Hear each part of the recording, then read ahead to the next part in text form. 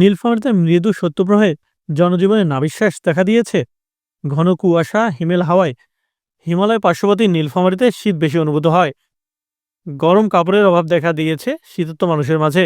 জেলায় সরকারি ও বেসরকারিভাবে কিছু কম্বল বিতরণ করা হচ্ছে, তবে তা চাহিদার চেয়ে কম।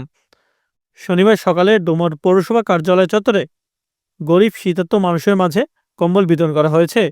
সহকারী কমিশনার ভূমি জান্নাতুল ফেরদৌসী হ্যাপির সভাপতিত্বে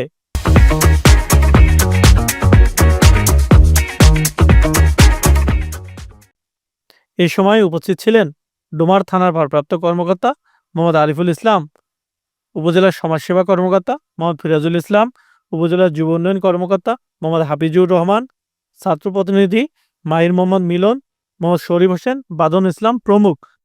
কম্বল পেয়ে খুশি শীতার্ত মানুষেরা।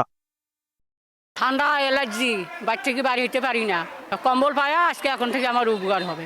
আর আমরা ল্যাপটপ সেলাই করে পাই নাই, মজুরি করে ভাত খাই, তাই এই প্রথম কম্বল পাই না। শীতের সমস্যা, ঠান্ডা, কম্বল পাইলাম আজকে আমার ঘুম হবে। নীলফামারী জেলায় এখন পর্যন্ত 25,000 কম্বল বিতরণ করা হয়েছে। আরও 5,000 কম্বল বিতরণের কাজ চলছে। শীতার্ত মানুষের মাঝে কম্বল বিতরণ অব্যাহত থাকবে।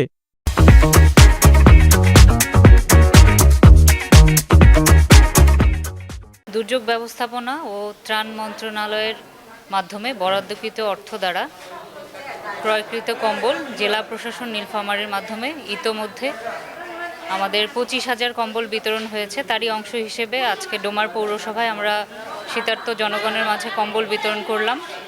আরও 5,000 কম্বল বিতরণের কার্যক্রম চলমান আছে এবং এটি সারা শীত জুড়েই অব্যাহত থাকবে।